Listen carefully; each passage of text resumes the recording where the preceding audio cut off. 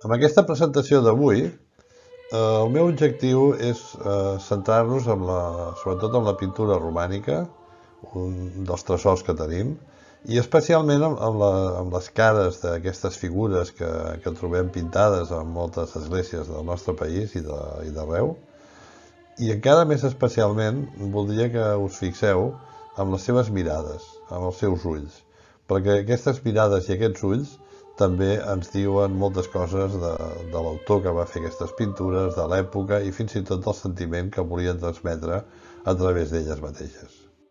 Començarem pel frontal d'altar de la Seu d'Urgell, també conegut com el frontal dels Apòstols, que és del segle XII. Els frontals d'altar formaven part del mobiliari litúrgic de l'església i s'utilitzaven per cobrir la part davantera dels altars. Aquest frontal, que com us he dit és del segon quart del segle XII, policromat al tremp, és una de les obres mestres de la col·lecció de pintures sobre taula del Museu Nacional d'Art de Catalunya, del MNAC, i procedeix d'una església del bisbat de la Seu d'Urgell i va ser adquirit a l'any 1905. L'obra segueix un esquema de composició en tres parts, hereu dels sistemes de composició de la il·lustració de manuscrits. Al centre hi figura el Crist en Majestat o Majestas Domini, inscrita dins d'una doble mandorla que recorda models d'origen carolingi. A banda i banda apareixen els apòstols agrupats amb una composició triangular molt original i que genera un joc de simetria i d'espai clarament jerarquitzat. El grup de l'esquerra està presidit per Sant Pere amb les claus i el de la dreta per Sant Pau, caracteritzat per la calba. Tots inclinen el cap davant la presència de Crist. En els ulls dels apòstols, aquests ulls que us he dit que ens diuen coses, miren els peus de Crist com si no s'atrevissin a mirar-lo de cara. L'obra ens mostra semblances, sobretot pel que fa als colors i a les sanefes, amb el frontal de Sant Martí d'Aix, que el veurem més endavant, cosa que indica que probablement sortissin del mateix taller o autor. Aquesta altra pintura, que és de la catedral de Santa Maria de la Seu d'Urgell, del segle XII també, que és la disputa i la resta de Santa Caterina. Està també dipositada al MNAC des de l'any 2008. Es tracta d'una adquisició del Ministeri de Cultura del Govern d'Espanya mitjançant una adhesió en concepte de pagament d'impostos del Banc de Sabadell. Aquest fragment de pintura mural titulat, com ja us he dit, Disputa i la resta de Santa Caterina, provinent d'aquesta col·lecció particular, però que amb el seu origen pertanyia a la decoració mural de l'antiga capella de Santa Caterina de la catedral de la Seu d'Urgell. A l'esquerra es representa l'episodi en què Santa Caterina s'enfronta en una disputa dialèctica convocada a Alexandria per l'emperador Magenci amb els 50 gramàtics i retòrics pagans més famosos. En la seva condició de filla d'un rei, la santa es representa com una princesa occidental de l'època, prima, vestida a la moda, amb una túnica de tall cenyit i mànigues estretes, un ampli mantell afiblat i folrat de pell i una toga blanca transparent que indicava la seva condició de casta i pura. Caterina fa amb la mà esquerra un gest de numeració amb dos dits, propi d'una exposició dialèctica, brandant com a arma un llibre, possiblement les Sagrades Escriptures, davant un grup de 4 filòsofs pagans. Aquests criden l'atenció pel seu aspecte i actitud. Són homes amb barba de nassos trencats, tocats amb casquets, del cim dels quals penja una mena de petit filateri blanc i que semblen estar asseguts al terra. El primer, un ancià de cabells i barba canosa, creua les cames mentre respon amb la mà dreta a la santa, amb un gest similar de dialèctica i sosté amb l'esquerra un llibre. Darrere seu hi ha representat un altre savi brandant un altre llibre que assenyala amb una vareta per anar animant aquesta discussió que tenen entre ells. Fixeu-vos també, com us he dit, amb les mirades, amb els ulls d'aquestes persones, d'aquestes figures que tenim aquí. És molt probable que aquest seguici de filòsofs fos més nombrós i per tant continués al costat esquerre. Cal recordar que hem conservat només 180 centímetres d'una escena que originalment ocupava 254 centímetres. Per la seva banda, Caterina apareix acompanyada a la dreta de l'escena d'un insòlit seguici de 4 frares o clergues en què distingim també un cert intent de caracterització en primer terme, un eclesiàstic amb túnica i capa fosca que assenyala un llibre, a l'esquerra un frare vestit de blanc i a la dreta un clergue que amb el mateix gest dialèctic de Santa Caterina ens condueix al següent episodi, en què un horrible botxí vestit amb casaca curta de llana, calces i còfia blanca, es representa en el moment d'empènyer de mala manera l'elegant santa al suplici, posant-li la mà al cap, agafant el seu tors i clavant-li el genoll. El botxí es representa amb un animat perfil en què s'exageren els seus trets facials, barbeta, boca, nas i ulls, amb l'objectiu de caracteritzar-lo en la seva lletjor moral, mentre que Caterina, amb el seu rostre dolç i bell, eleva i ajunta les mans en un gest d'adoració d'oració, entrega i resignació davant de la seva sort. Destacar també l'expressió dels ulls de tots els personatges. I, com us he dit al principi, doncs ens anem a Santa Maria d'Ix, a la Guingueta d'Ix. És un frontal d'altar de fusta pintada procedent de l'església parroquial de Sant Martí de la població de la Guingueta d'Ix, a l'Alta Cerdanya, a la Cerdanya de la Pau Francesa. D'autor anònim, està datat en el segon quart del segle XII. Es conserva en el Museu Nacional d'Art de Catalunya des del 1889. El lateral dret està dividit en 4 compartiments. En cadascun es representa una parella de figures. A la part superior, els primers personatges són 2 apòstols. El més pròxim a Crist, identificat per una gran clau, segurament és Sant Pere. La seva parella, que veieu a la imatge, així com la resta dels altres apòstols, no ha pogut ser identificada. En aquest cas també ens criden l'atenció els seus ulls grossos. El frontal d'Ix és considerat un dels més antics, juntament amb el frontal dels apòstols de la Seu d'Urgell, que hem vist al principi, que també s'exposa, com he dit, al Mnac. Aquestes dues taules tenen moltes afinitats entre elles i es considera que són obra del mateix taller o fins i tot del mateix artista. Santa Maria de Cardet, el frontal d'altar, de la segona meitat del segle XIII, adquisició de la col·lecció Plandiura, el 1932, el podem veure al Mnac. Procedeix de l'església parroquial de Santa Maria de Cardet, de la Vall de Boí a l'Alta Ribagorça. Tant el frontal de Gia com el de Cardet conserven excepcionalment el marc inferior, restes de la signatura del seu autor, un pintor anomenat Joan, Ioannes es pot llegir. Totes dues peces són obra d'un taller actiu a la Ribagorça que incorpora certes fórmules del primer gòtic, com ara l'ímpetu del caràcter narratiu o la manera subtil d'il·luminar els rostres. També és típica d'aquest taller la decoració en relleus de guix de tota la superfície dels frontals, que es cobrien amb colradura per obtenir les característiques fonts daurades. El frontal està presidit per la Mare de Déu, amb l'infant entronitzats dins d'una mandorla ametllada voltada del tetramorf, és a dir, dels 4 éssers simbòlics que proclamen l'Evangeli. Els compartiments laterals, separats per unes columnetes, es desenvolupen escenes del cicle de la infància de Crist, que comencen l'anunciació de l'àngel a Maria i la visitació d'aquesta darrera a Santa Isabel. Continua amb el naixement i rere d'ell està Josep, l'anunci als pastors, escena molt detallista i descriptiva amb elements del paisatge característics de l'època. Els mags, amb les seves ofrenes en l'Epifania, s'adrecen a les figures centrals, i al darrer compartiment es representen, aquí també sense cap mena de separació arquitectònica, 2 escenes. La degollació dels innocents, difícil de reconèixer perquè s'han perdut les llances dels soldats, i els nens degollats i la fugida d'Egipte.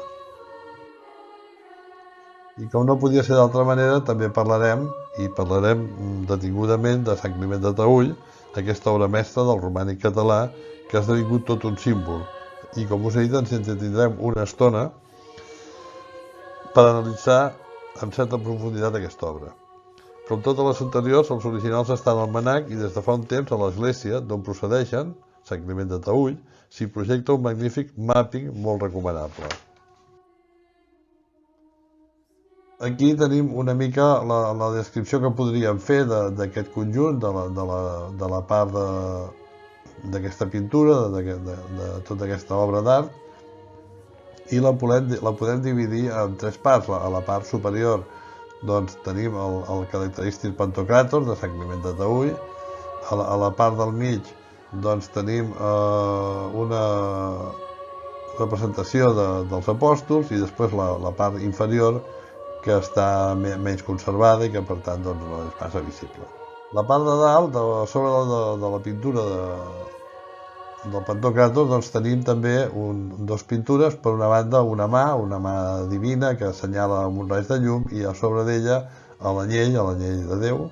Aquí doncs, tenim la mà doncs, que té de fet diversos significats, representa en definitiva una mena de projecció divina i que legitima el poder de Crist a la terra. I aquí se'ns obre una certa discussió, perquè sempre ho hem conegut i tots tendim a anomenar-ho Pantocràtor, o bé és un Majestas Domini. Anem a veure quines són les diferències entre una cosa i l'altra. El mural de l'absis de Taüll, conegut erròniament com un Pantocràtor, és en realitat un Majestas Domini, un Crist en majestat, representat de cos sencer i triomfant. Majestas Domini o Crist en majestat és una iconografia del cristianisme utilitzada tant a la pintura com a l'escultura que representa la figura de Crist amb actitud triomfant. El Pantocràtor, amb l'art bizantí romànic, amb el terme de Pantocràtor es designa la imatge amb què es representa Crist. La figura, sempre majestàtica, es mostra amb la mà dreta aixecada per donar la benedicció i tenint a l'esquerra els evangelis o les sagrades escriptures. Dos són els llocs habituals per exhibir el Pantocràtor a les esglésies. A l'exterior, els timpans de les portalades, esculpit en pedra, o a l'interior pintat a les voltes de l'absis. I la Majestas Domini, la diferència bàsica entre els dos, a part del concepte, és que el Pantocràtor apareix representat de cintura en amunt, mentre que la Majestas Domini és una figura de cos sencer. D'altra banda, el Pantocràtor acostuma a estar representat sol i sense mandorla, mentre la Majestas Domini està envoltada de la mandorla i com a mínim del tetramor. La paraula mandorla ve de l'italià ametlla. Les dues imatges representen a Crist. Prova d'això és que la Majestas Domini van acompanyades de l'alfa i l'omega, en canvi els Pantocràtors solen portar la inscripció IC, XC en grec, a banda i banda del cap que els identifica com a Jesucrist. Tots dos porten un llibre on hi ha escrit "Jo sóc la llum del món" o "Jo sóc el camí, la veritat i la vida". I aquí tenim una imatge a l'esquerra d'un Pantocràtor, que és en aquest cas l'absis de la catedral de Cefalù, a Itàlia, i a la dreta el Majestas Domini de Sant Climent de Taüll. El tetramorf, a Sant Climent de Taüll, està representat mitjançant àngels que duen els símbols dels evangelistes. L'home alat seria Sant Mateu, el lleó alat és Sant Marc, Sant Joan i l'àliga, i el brau alat és Sant Lluc. I també tenim en aquesta composició d'aquesta església de Sant Climent de Taüll una part destinada a la Verge Maria amb el Sant Greal. En aquesta altra imatge tenim a Sant Joan. Aquí, a la part inferior del Pantocràtor, veiem aquesta figura, un dels evangelistes, Sant Lluc, i amb el brau alat. En aquesta altra imatge, que està a l'intradós de l'arc, s'hi representa la paràbola del ric Apol·ló i del pobre, amb aquesta figura d'aquest pobre emmalaltit per la lepra. Si canviem d'església, ens anem a Sant Miquel de Cruïlles. Tenim les restes de la decoració mural de l'església, del primer benedictí fundat pels Cruïlles i vinculat a l'abadia de Chiusa, que és d'Itàlia. Al sòcol de l'absis, sobre un fons vermell, hi ha 3 registres de lleons afrontats, tema d'origen imperial, el model del qual es troben les sedes de Constantinoble del segle X i que arriben a Occident. Els vestigis pictòrics conservats a la part superior de l'absis, juntament amb el fragment d'una inscripció, permeten d'inferir que havia estat el programa iconogràfic de l'absis. El vers de Judes, el braç nord del transsepte, formaria part d'un cicle de la Passió que segurament culminaria amb la crucifixió. I ens n'anem a Avià, a Santa Maria d'Avià, al frontal d'altar dedicat a la Verge i a la Nativitat. Procedeix de l'església de Santa Maria d'Avià, que està al Berguedà, i també el podem veure, com la majoria d'ells, al Manac. Aquest frontal és una excel·lent representació de l'anomenat art del 1200, que es va caracteritzar per la influència a l'occident cristià de l'art bizantí renovat al segle XII, a través de la miniatura anglesa i de l'art dels croats. El frontal està centrat en la figura de Maria com a tron de la saviesa amb el nen a la falda i flanquejada per 4 escenes de la infantesa de Jesús. La influència estilística de Bizanci és perceptible en el modelat escultural dels cossos, en el tractament dels rostres, els 3 quarts i dels vestigis de decoració vegetal daurats al fons. També és d'origen bizantí la posició de Maria en l'escena de la Nativitat, on apareix mig asseguda sobre un feix de palla. A la part superior esquerra tenim l'Anunciació i la Visitació. En el quadre inferior trobem els 3 reis que, associats a la imatge central, formen una epifania. A sota, a la dreta, es pot veure la representació de Jesús al temple i al damunt la Nativitat. La part més important és la imatge central, amb la composició dinàmica del nen Jesús, que sembla beneir les composicions de l'esquerra. Destacar també la tendresa amb la mà que s'ha pintat de la Mare de Déu. En aquesta figura, com en totes les altres, podem veure el tractament dels rostres amb ulls grans i nassos prominents i la Mare de Déu en una posició mig asseguda, molt característica de la pintura bizantina. Anem a Sant Andreu de Campolat i aquí és una pintura que es conserva amb aquesta església del Berguedà del segle XII, una part del frontal d'altar, amb el qual també us recomano fixar-nos una vegada més amb els ulls de les figures que hi apareixen i amb algunes de les cares de la dreta somrients i sense barba en un cas concret, que seria en aquest cas aquesta d'aquí. I a Cercs Tenim l'església de Sant Quirze de Pedret, amb les seves pintures. Les pintures de l'absis central són anteriors als romànics, són preromàniques, considera que són del discutit mestre de Pedret, i les pintures romàniques estan al Museu de Solsona, a la nau central, i les de les absidioles al Museu Nacional de l'Art de Catalunya. A la volta s'hi representa la Mare de Déu amb el nen agafat al seu bust, i després tenim altres imatges a banda i banda de la nau. I també trobem en aquesta església unes pintures més antigues, molt típiques del preromànic, amb trets més senzills, que semblen fins i tot com dibuixos infantils.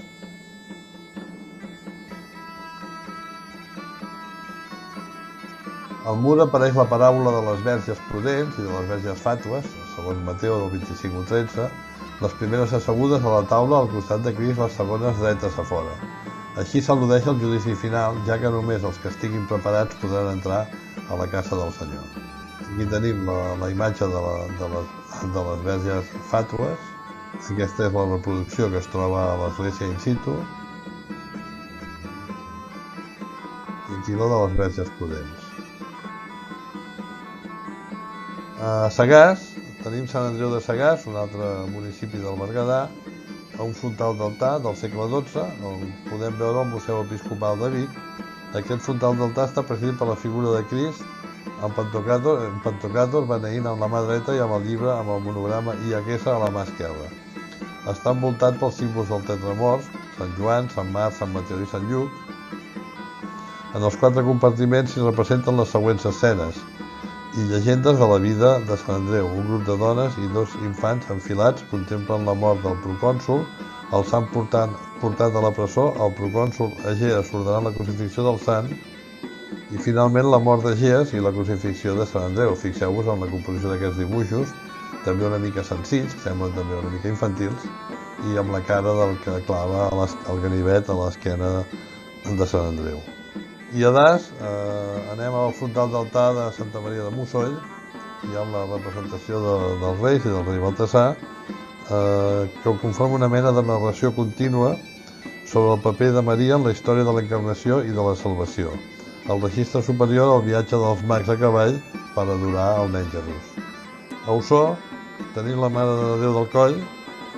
Està aquesta pintura, aquesta imatge, aquest frontal d'altar, el podem trobar al Museu Episcopal de Vic. Està presidit per la Mare de Déu amb escenes de la vida de la Verge de gran valor històric i artístic. Se'l considera un dels primers precedents del corrent bizantinista de la pintura romànica catalana d'època posterior. A l'església s'hi pot contemplar una rèplica. Vers l'any 1180 es va establir un priorat benedictí que depenia de l'abadia d'Amer. Aquest nou protagonisme de la figura de la Mare de Déu es pot apreciar en aquest frontal en el qual la Verge no té el nen al mig de la falda, fent les funcions de tron propi del romànic ple, sinó que l'infant Jesús està situat a sobre del seu genoll, tal com serà molt habitual amb el nou art gòtic. Maria coronada i amb la flor de lis a la mà simbolitza la reialesa. Està dintre de la mandorla envoltada dels símbols dels 4 evangelistes, Mateu, Joan, Marc i Lluc. Als compartiments laterals hi ha escenes relacionades amb la vida de Jesús, infant, i de la Verge Maria, i també amb el naixement, la presentació al temple, la dormició i l'assumpció de Maria al cel. A la Sant Pere d'Àger, a la col·legiata de Sant Pere d'Àger, tenim la pintura mural, una pintura mural amb la que es representa els apòstols Judes Tadeu i Jaume. Fragment de la decoració mural de l'absis central de l'església d'Àger. Aquesta obra és atribuïda al cercle del mestre de Pedret, dels segles XI-XII, i actualment es conserva al Manac. Al frontal d'altar de Santa Maria de Lluçà, la Mare porta a la mà dreta la poma de l'arbre del paradís, símbol de Maria, com a nova Eva, la qual amb el seu fill va redimir la humanitat del pecat original. 4 àngels, novament, com hem vist en altres pintures, amb el nom dels evangelistes, Mateu, Joan, Marc i Lluc, sostenen la representació estelada del firmament amb el sol i la lluna, símbols de l'eternitat. I fixem-nos en aquesta part del frontal d'altar, amb el qual les cares de la Verge Maria, tot un detall que ens crida molt l'atenció, és la Maria i Elisabet que s'abracen i s'estrenyen les galtes l'una contra l'altra d'una manera que comparteixen, si us hi fixeu bé, un ull. O sigui, de fet, el pintor aprofita aquesta avinentesa per pintar un sol ull. Veiem 2 cares, de fet, i 3 ulls. Res ens impedeix d'entendre-ho com una il·lustració d'una mirada parcialment compartida, una manera d'expressar una certa coincidència en la manera de veure les coses, i per què no de veure-hi amb la mirada de l'altre. Alguns sostenen que Picasso va visitar Lluçà durant la temporada que va passar a Gósol i estan convençuts que es va inspirar en aquesta imatge per a alguns dels seus retrats. Que se sàpiga del cert no hi ha constància. L'original del frontal d'altar es pot visitar, com hem dit, al Museu de Jussà de Vic, i a la petita església de Lluçà hi ha una còpia en el lloc on hauria estat l'original. Aquí tenim aquest altre detall de Santa Maria de Lluçà, en veurem uns quants. Novament fixem-nos amb els ulls de la Verge Maria i del nen Jesús. Aquesta part que està dedicada a Sant Miquel. Els àngels, que toquen instruments musicals.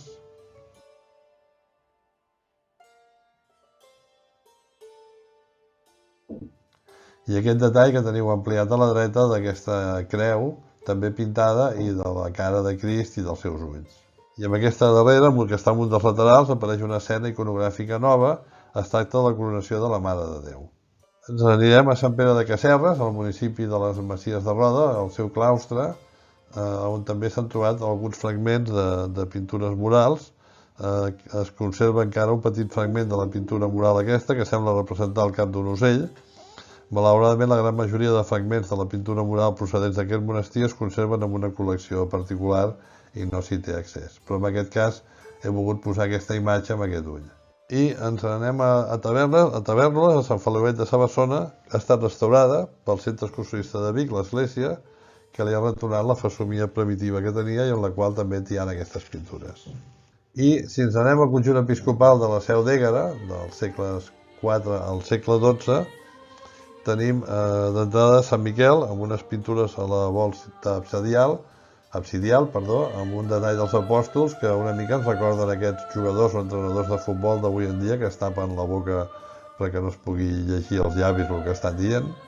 I aquí, doncs, a l'església de Santa Maria tenim el conjunt que conserva les pintures murals romàniques amb el seu transsepte sud d'aquesta església de Santa Maria, que estan dedicades al martiri de l'arquebisbe de Canterbury, Tomàs Becket.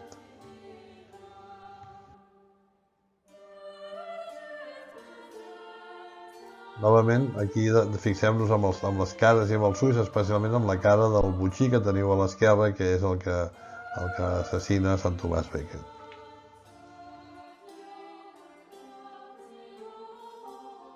I ens n'anem a Sant Pere del Burgal, a la Guingueta d'Àneu, Escaló. Són unes pintures de l'any 1080 a l'any 1095 que representen dos profetes adorant el Crist, Isaïes i Elies, i dos arcàngels. Aquí tenim la Verge i Sant Pere.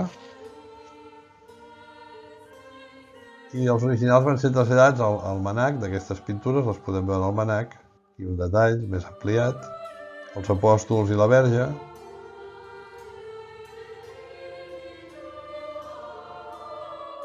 Estan en un avançat procés de degradació. A les primeries del segle XX es va decidir salvar les pintures murals que cobrien aquest absis centrals, atribuïdes també a l'escola del mestre de Pedret i que van ser pintades entre el 1080 i el 1095. Segons una datació coincident amb el govern comtal de Llucia de la Marca, que fins i tot resultà retratada al mural. Aquí teniu el mural, i a les pintures de l'absis, la comtessa Llucia de la Marca de Pallars està dins de l'absis, la veieu aquí a la part inferior dreta, i amb aquesta imatge més ampliada. Llucia de la Marca, aprofitaré per parlar una mica d'ella, com la comtessa que va saber imposar la seva autoritat i convertir-se en una dona poderosa i influent. 1000 anys abans, la moda de difondre selfies, de fet, Llucia de la Marca ja ho va fer-ho, fent-se posar amb aquesta pintura, i el lloc escollit, autèntic punt de trobada social, va ser l'església de Sant Pere del Burgal, a Escaló, al Pallars Sobirà. La dama es va fer pintar l'absis a sota d'un dels apòstols, ben a la vista de tothom, amb un vestit fosc i elegant i portant un ciri. Als seus peus el nom, Lluc, falta la I, la A, comtessa. Des d'aquell fresc es va assegurar que ningú oblidés mai més la seva pietat ni, sobretot, el seu poder. No li va ser fàcil arribar fins allà. Com la majoria de dones nobles de la seva època, va ser un peó en la partida política i econòmica que jugava la seva família. En aquest cas, la turbulenta unió de la seva germana Almodis amb el comte Ramon Berenguer I de Barcelona li va marcar el futur. La parella va enfurir l'àvia d'ell ja vella, però no rendida, Ermessenda de Carcassona, que va aconseguir excomunicar-los temporalment sota l'acusació d'adulteri. Però aquella no era una batalla moral, sinó de poder, i Ramon Berenguer no va dubtar a utilitzar la seva cunyada per millorar la seva posició. I així va fer casar la Llucia amb el poderós i conflictiu Guillem II de Besalú per apaivagar les enemistats històriques de les dues cases comtals. Però el negoci no va sortir bé. Guillem no va complir cap dels actes matrimonials, va atacar diverses vegades al comtat de Barcelona i va morir assassinat pocs anys després de les noces. La segona operació política nupcial va tenir més èxit. El 1058 es van casar Llucia de la Marca amb Artau I del Pallars, que era un vidú força més gran que ella i que va respectar els acords. En dels capítols hi havia el que obligava Artau a donar la desena part de les seves possessions i a tenir Llucia com un home ha de tenir la seva esposa que ha d'acceptar legalment. Des d'aquell moment va començar a signar documents al costat del seu marit, com a comtessa de Pallars, i a demostrar capacitat de gestió i de criteri propi. Va tenir dos fills, l'hereu del comtat, Artau, i Ot, que seria bisbe d'Urgell, i més tard el van fer sant. Llucia va morir el 1091, però el seu retrat, que avui s'exposa al Mnac, la recorda. La comtessa Llucia de Pallars el va fer cridar un dia al pintor dels murals, suposadament el mestre de Pedret, i entre sedes, or i plata, o així li va semblar la seva estança, li va encarregar la decoració de Sant Pere del Burgal. Li agradava l'art i tenia diners per pagar una obra del seu gust, que de passada li servís per guanyar una plaça al cel. Els seus servidors de seguida van advertir al pintor que no contraries la dama, que sabia perfectament el que volia i que era una persona molt influent. Era ni més ni menys que la germana de la comtessa de Barcelona, Almodís, i per tant cunyada de Ramon Berenguer el Vell. Des de la mort del seu marit, Artau I, el 1081, era l'encarregada de governar en lloc seu. La comtessa Llucia va mirar el catàleg del pintor i va quedar molt convençuda. Volia una composició clàssica a l'absis, amb un Crist en majestat dins la mandorla, també dit amb menja mística, i a baix, a les posicions centrals, Sant Pere, la Mare de Déu, Sant Joan Baptista i Sant Pau. El nostre amic va deixar la dama encantada, i més encara quan es va veure retratada al sòcol. La seva obra avui és una de les més identificables de les que es coneixen i se sap que després que ella arribés a Catalunya es van formar diversos tallers a partir d'ell. L'altra versió diu que quan es fa la pintura, ella ja és morta i que per això porta el ciri. I ens n'anem amb una altra església, en aquest cas Santa Eulàlia d'Estaón. També les pintures aquestes les podem trobar al Mnac, són unes pintures que estan al voltant de l'altar, com si fossin unes cortines, i procedeix de l'antiga església parroquial de Santa Eulàlia d'Estaón, a la vall de Cardós, al Pallars Sobirà. A la volta de l'absis s'ha representat la iconografia habitual que trobem a la majoria dels absis catalans. El Crist en majestat del seu judici final domina l'escena inscrit dins d'una mandorla. És flanquejat a banda i banda per un serafí i un querubí, àngels de 6 ales molt habituals al romànic català, i pels arcàngels Gabriel i Miquel, vestits amb robes imperials bizantines. La figura de Crist també està acompanyada amunt i avall pels símbols dels evangelistes. A la part alta, a l'alçada del cap, trobem l'àngel de Mateu i l'àliga de Joan, mentre que al costat dels peus veiem el bou de Lluc i el lleó de Marc. Aquest últim animal crida l'atenció per les seves dimensions i perquè sembla més un os que no pas un lleó. A la meitat inferior de l'absis d'Estaón, a diferència de la superior, trobem un programa iconogràfic força original. El tradicional apostolat ha estat substituït a la part central per una representació del baptisme de Crist per part de Sant Joan Bautista. Els acompanya un àngel que sosté la túnica de Jesús. La resta de personatges del registre central són gairebé tots femenins. A l'esquerra de l'escena del baptisme veiem la Mare de Déu i Santa Eulàlia, la màrtir titular de l'Església, mentre que a l'altra banda de la finestra central s'hi han representat Santa Agnès i Santa Llúcia. L'autor de les pintures d'Estaón és un artista força modest. Tot i així versiona i reprodueix amb una certa solvència uns models artístics de qualitat que segurament s'inspiren amb els grans cicles pirinencs del cercle de Pedret, com ara el de Burgal o el d'Àneu. Sant Pere de Sorpe, del segle XII. Aquí tenim l'Anunciació, una pintura a la paret de Maria filant i a l'àngel, que també es conserva al Mnac. L'Anunciació veiem una serventa d'amagat que observa Maria i garanteix que dona llum, Jesús sempre sense cap contacte físic amb Jesús i que s'assembla molt a unes imatges que hi ha a la Bíblia de Ripoll. Aquí veiem la crucifixió amb Longinus, el legionari romà, que apropa la llança al costat de Crist. Novament, fixem-nos amb la fesomia, amb els ulls, amb la cara del Longinus. L'altra escena que s'ha conservat encara que de manera més fragmentària correspon al naixement de Crist. Veiem Maria tombada en un llit i dues llevadores que estan rentant el nen que està dret. A aquesta escena veiem 3 homes amb una barca, els 2 dels extrems porten els rems, mentre que el del centre té una xarxa plena de peixos que extreu de l'aigua. Gràcies a la inscripció que hi ha just a sobre, sabem que el personatge de l'esquerra és Sant Andreu i el del centre Sant Pere. La barca té una petita bandera on hi ha un crismó. Aquí tenim altres pintures d'aquest conjunt, la cara d'un nen. Santa Maria d'Àneu, de finals del segle XI, pintura del mestre també de Pedret, amb els arcàngels Miquel, Gabriel i Rafael, tradició del segle XI a Catalunya, veure Ripoll i Sant Martí del Canigó, i 2 serafins i 4 rodes de foc, amb una referència clara al carro d'Ezequiel. Els trobem també a la Bíblia de Sant Pere de Rodes i unes pintures semblants que s'han fet a les esglésies en coves a la Capadòcia, a Turquia. La pintura de la Mare de Déu és similar a la de Santa Maria del Cap d'Aran i hi ha la comitància de la família dels comtes de Pallars, que sembla ser que són els que van finançar aquestes pintures. En aquestes pintures del quart de l'esfera superior de l'absis veiem la Verge Maria amb el nen, la part que en queda d'ella, i a la part baixa les profetes Elies i Isaies, els carros de foc i els serafins. Aquí tenim una imatge més ampliada d'aquesta part inferior, amb els carros de foc i els serafins. Aquí un detall amb el rei Melcior. I ens anem a Sant Joan d'Avui, en la qual d'entrada veiem aquí unes imatges que representen, una d'elles és en Judes Tadeu. Aquestes imatges estan conservades al MNAC, conjuntament amb la resta d'esglésies i pintures de la vall, declarades Patrimoni de la Humanitat per la UNESCO.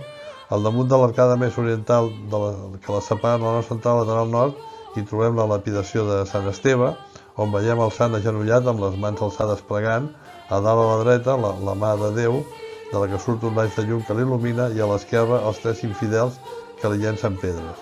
Aquesta escena vol fer veure la fortalesa que té el màrtir davant del seu assassinat i alliçona els fidels perquè tinguin la suficient força a l'hora d'enfrontar-se a les tentacions i adversitats de la vida.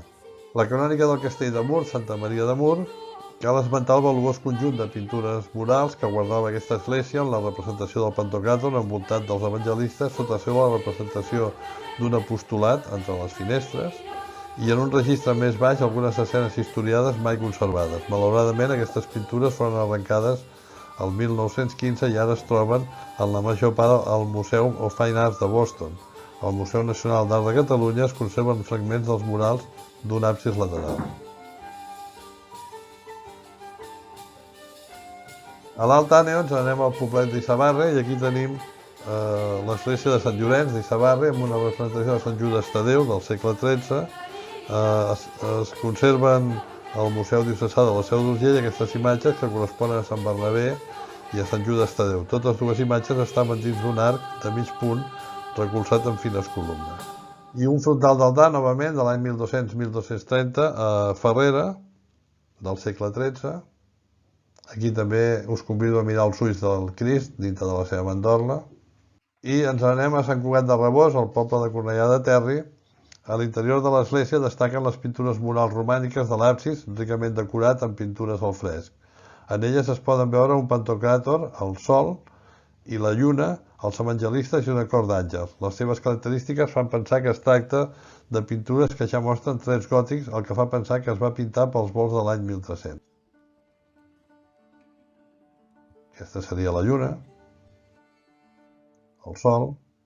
I a Sant Joan de les Abadesses tenim una creu amb un detall dels segles XII i XIII amb fusta policromada que prové de la sepultura de capella del Roser de Sant Joan de les Abadesses i que es conserva al Museu del Monestir, amb el que també veiem la representació de la lluna i del sol molt semblants a les que acabem de veure de Sant Cugat de Rabós. Aquí tenim el frontal d'altar de Sant Romà de Vila, al poble d'Encamp, al Principat d'Andorra, que també està a la secció del romànic del MNAC. Al costat dret es va representar l'Assumpció de la Verge Maria, que és pujada al cel per 2 àngels que l'agafen de les mans. A la Seu Vella de Lleida tenim una pintura que podria semblar moderna, però també és de l'època romànica, d'una donzella, també amb uns ulls una mica tristos que miren cap a terra com a senyal de submissió. I de Lleida ens anem a Tarragona, la catedral de Tarragona, també amb una imatge bastant malmesa, també romànica, que ens representa també una figura d'una donzella amb uns ulls i una cara així com d'estar com enfadada. I ens anem novament a Andorra, a Encamp, a Sant Romà dels Bons. L'església de Sant Romà dels Bons va ser construïda el 23 de gener del 1164. Al voltant d'aquesta data s'estableix la cronologia de les seves pintures murals. El MNAC conserva el que ha esdevingut o ha pervingut de l'apostolat amb la Mare de Déu del mur cilíndric de l'absis i el fragment inferior del Crist en Majestat que presidia la volta de l'absis. S'hi reconeixen Sant Pere amb les claus, Maria amb el calze i Sant Andreu portant una creu. A l'esquerra de la finestra central, i Sant Pau i Sant Jaume, que aguanten rotlles amb les mans velades a la dreta de la mateixa finestra. I aquí un detall d'aquesta composició en les que m'he dedicat a agafar les cares de tots aquests protagonistes d'aquesta obra. I ara ens anirem més enllà de les fronteres actuals del Principat, però sí dintre de la corona catalana-aragonesa, i ens anem a Socint, Santa Eulàlia de Mèrida. Són unes pintures que es conserven al Museu de Jaca. Aquest fragment que he triat es coneix popularment com les Llorones de Socint, ja que representa dues figures imberbes en posició dreta i en actitud plorosa sobre un fons de bandes de colors càlids. Aquesta obra respon als preceptes de la pintura romànica en respondre a una factura bidimensional, marcar els contorns de les figures amb gruixudes línies de color fosc i aplicar els colors de manera plana. Al no conservar més restes de la decoració pictòrica és molt difícil identificar la iconografia, si bé alguns autors creuen que, atesa l'actitud de dolor d'aquests personatges, podrien formar part d'un calvari. Es conserven al Museu Diocesà de Jaca. I a pas, també pintures conservades al Museu de Jaca, una pintura gòtica del segle XV. En aquest fragment apareix la Mare de Déu entronitzada amb el nen als seus braços i davant d'ells una família de donants presentada per Sant Joan Baptista, possiblement el seu sant protector. La composició respon a les fórmules de la perspectiva pròpies del moment, aconseguint la idea de tridimensionalitat gràcies a la representació del tron i de la sostrada. A més, atès el gran valor que posseeix la pintura mural com a font documental per conèixer la vida quotidiana a l'edat mitjana, la representació dels donants ens permet conèixer la moda imperant al segle XV. No podem oblidar que la vestimenta canviava molt en funció de les classes socials a què es pertanyia. De fet, les peces de teixits més rics i tintades, com les que vesteixen aquests personatges, estaven reservades únicament per a famílies acomodades. Pel que fa als tocats, és sabut que a la Hispània cristiana medieval les dones havien de portar el cap cobert com a signe de pudor i només les donzelles portaven la cabellera solta. Però fixem-nos en la cara de Sant Joan i amb la seva mirada. I parlant de Sant Joan, ens anirem a Ruesta, a l'església de Sant Joan Baptista, pintures que també es conserven al Museu de Jaca. Aquesta pintura mural és considerada com un penediment de l'artista que va decorar l'absis de l'ermita de Sant Joan Baptista de Ruesta, ja que es va trobar sota el rostre del Pantocràtor, que presideix la volta en el procés d'arrencada de les pintures murals per traslladar-lo al Museu Diocesà de Jaca, on actualment s'exposen. És una obra del segle XII que representa un cap masculí amb un llarg coll. A la cara s'aprecien unes celles gruixudes, ulls ametllats de grans dimensions i color negre, nas recte, boca tancada i barba, encara que aquesta zona inferior es conserva incompleta. Es completa amb dos tocs rosats sobre els ulls, a banda i banda del nas. Repeteixo, per si no ha quedat prou clar, que aquesta pintura es va trobar pintada sota, a sobre seu es va pintar el Pantocràtor que es va arrencar, i a l'arrencar-lo es va trobar aquesta pintura que se suposa que podria ser del propi pintor. Aquesta veiem ja la pintura de sobre, els apòstols, que estaven situats a sota del Pantocràtor. Fins aquí hem arribat. Espero que us hagi agradat aquesta visió de les mirades, de les cares, de les expressions de les pintures romàniques. Fins a la propera.